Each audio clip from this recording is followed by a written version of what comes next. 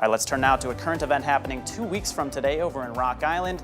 The Quad Cities Civic Conversations is hosting a free talk all about AI. It's titled, "Is AI Coming for Your Job?" It's free and open to anyone, but before it happens, Shelby Kluver got to chat with the keynote speaker. Over the last 3 years, we have seen an explosion in the day-to-day use of AI in our society, and that very sentence can generate a whole range of emotions. Many of you are asking questions about the future of AI and what it means for all of us, and that is something that's been at the center of Alan Garfield's mind.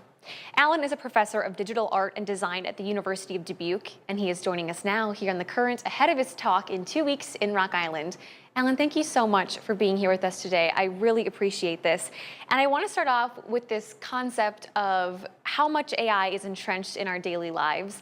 Is this something that we just have to accept, that AI is a part of the fabric of our society now?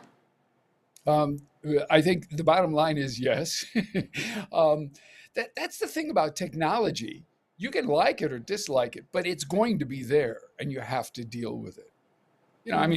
We take our lessons from Mr. Gutenberg in 1450, the invention of the printing press. Look, within 50 years of that, the world had changed. Within 50 years, there were 250 sites throughout Europe that were printing books now. That isn't something they wanted or didn't want, it's just technology. And so it comes. So we have to learn to adjust to it, with it, and maybe not be too scared about it. Well, I know a lot of people have a lot of questions about some of the cons of AI usage, and I want to get to that in just a second. But let's start off with some of the pros. If this is something that's going to be part of our professional lives, our personal lives, what are some of the benefits of it? Well, to me, one of the most interesting things is that with this use of AI, we are all now becoming philosophers. I mean, when was the last time you thought about the nature of knowledge? Where does knowledge come from? Well, if you were a philosophy major back in the 60s and 70s, you'd be studying that stuff. And now everyone is a junior philosopher, because we have to decide, is this really knowledge? Is this really coming from someplace? And of course, is it accurate? Is it reliable? I think a lot of people love the scary parts of it, which is certainly true, but it is a tool, and we've got to all learn how to use this tool. We have some control over it too.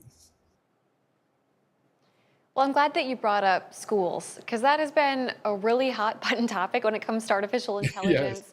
You yourself have discussed a noticeable drop in the humanities and creative thinking in high schools and universities.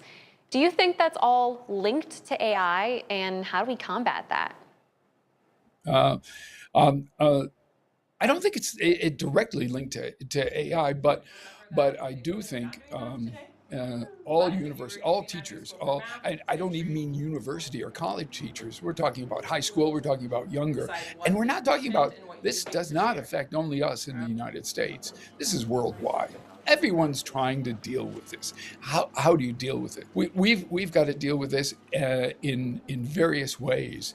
I think most directly, what really affects all the teachers, first of all, is this going to replace me?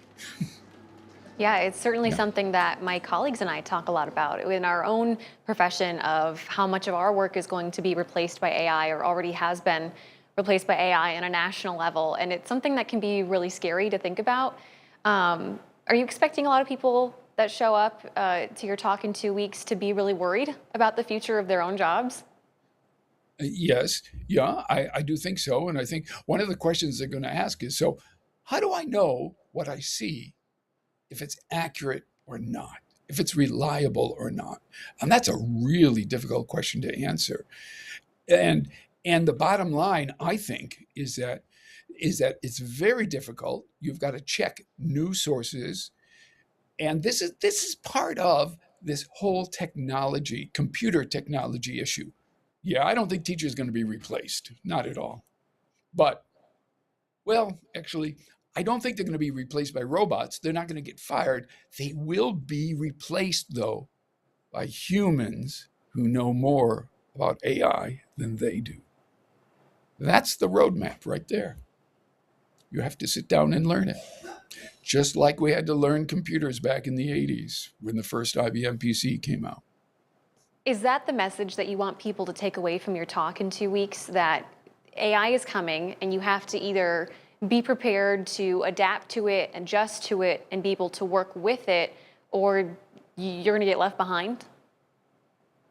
I think so. Yes, exactly.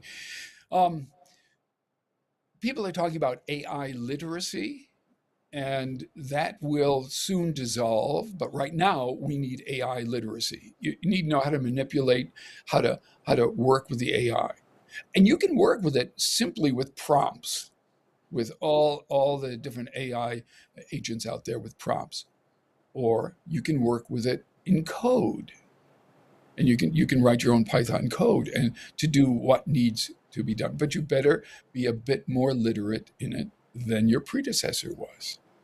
Very thought-provoking, and you'll have lots of time at the end for questions for anyone that wants to come and learn more about the future of our world. Professor Garfield, thank you so much for your time today. I really appreciate this. Thank you very much, and thanks for not being an AI agent, but a real person. Thank you. Absolutely. See And ya. if you Bye-bye. guys at home want to share this story, we have our online version up at WQAD.com underneath the As Seen on TV tab.